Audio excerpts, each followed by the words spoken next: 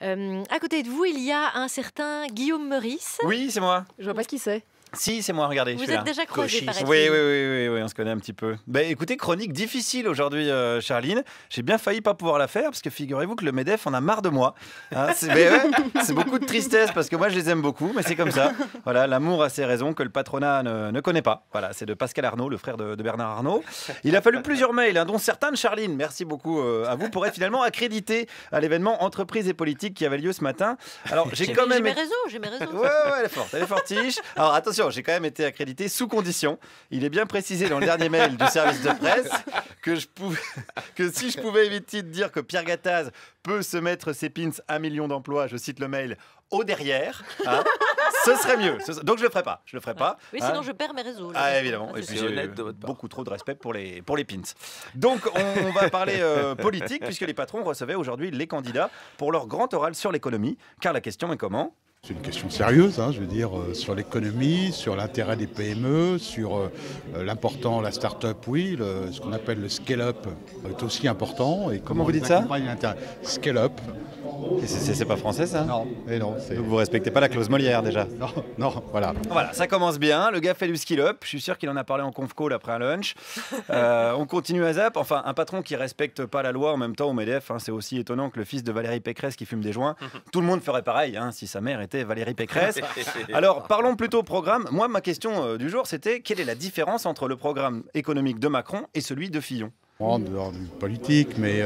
non, justement, là, c'est vraiment différence de programme, quoi. C'est assez technique. François Fillon a l'air d'avoir des tas de choses... François Million, c'est un beau lapsus. François Fillon. Non, mais François Million, ça marche bien, je trouve. François Billion, à la limite. François rend le pognon, ça irait bien aussi. C'est pas mal, mais ça répond pas à ma question. Alors, je suis allé voir une patronne qui m'a donné son sentiment. Les gouvernements reculent les uns après les autres. Et je pense que je ne suis pas la seule entrepreneur à avoir envie de trouver un homme politique qui, quoi qu'il arrive, ne reculera pas si les poubelles ne sont pas ramassées, si les métros n'avancent pas. Et c'est le problème aujourd'hui. Même si les métros n'avancent pas et si les poubelles ne sont pas ramassées. Il y a eu des périodes où, quand Juppé avait fait sa réforme en 95, où les métros ne marchaient plus, les poubelles n'étaient pas ramassées, mais il a tenu bon. Donc il y a un moment donné... il a reculé quand même au final. Il a fini par reculer. Ah voilà. Bon, alors, il a tenu bon, mais il a reculé, quoi. Voilà, donc c'est le principe du moonwalk, en fait, Alain Juppé, donc le Michael Jackson des cépages bordelais. Notez que c'est pas facile de faire un moonwalk en restant droit dans ses bottes. Moi, je dis chapeau Alain quand même. Allons voir une autre patronne. Est-ce qu'elle a fait son choix entre Fillon et Macron ? D'abord, je suis une femme volage. Ah oui ? J'ai changé d'avis à peu près tous les 15 jours depuis 6 mois. Vous êtes complètement volage, oui. Oui, mais j'hésite simplement entre deux hommes. C'est pas facile entre Macron et Fillon. C'est vrai que les patrons ont du mal à choisir. Entre un qui dit qu'il faut bosser 10 heures par jour pour 3,50 € de l'heure et un autre qui dit que les infirmières créent de la dette, moi aussi mon cœur balance. C'est vrai, il n'existe pas encore le site adopteunmarchandesclave.com pour nous aider à choisir. Alors parlons programme politique. Tout le monde réclame des programmes économiques, personne ne les lit. Je viens de lire là celui d'Emmanuel Macron. Faut s'accrocher quand même. Si même vous pigez rien, on va rien piger non plus. Je pige, mais... Parce qu'il est écrit pour vous quand même. C'est vrai, vous me flattez. C'est pas moi, c'est Emmanuel Macron qui flatte les patrons. Ce matin, Macron, il a quand même dit qu'il était pour la suppression du mot pénibilité dans l'expression compte de pénibilité, parce que le travail, on le sait, c'est forcément l'épanouissement total.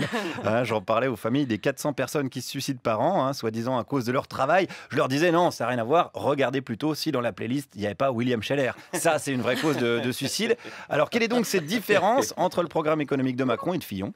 Non, je crois que la vraie différence qui peut m'inquiéter, c'est qu'il se déclare de gauche. Ça, c'est inquiétant pour vous ? Ah oui, terriblement.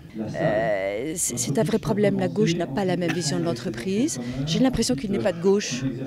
Et c'est pour ça que j'hésite de temps en temps. Oui. Il y a un doute. Est-ce que sous son costume de banquier, il cache pas un t-shirt Krasuki revient ou une Nathalie Arthaud I Trust ? On ne sait pas. De toute façon, je vais vous dire, il faut arrêter avec le clivage gauche-droite. C'est dépassé. La preuve, j'ai même rencontré un patron de gauche. En tant que patron de gauche, je dois dire que l'intervention d'Emmanuel Macron m'a particulièrement convaincu, puisque avec ce parterre de patron réa qui faisait quand même bien à gauche pour une fois, donc je crois que c'est un effet d'optique. Et oui, kaléidoscope Macron, on peut l'appeler. Entre lui, le fossoyeur de la Sarthe et la châtelaine de Saint-Cloud, j'ai envie de dire, pour ne pas froisser le service de presse du MEDEF, qu'on n'a pas le derrière sorti des ronces. Guillaume Meurice sur France Inter. Merci Guillaume.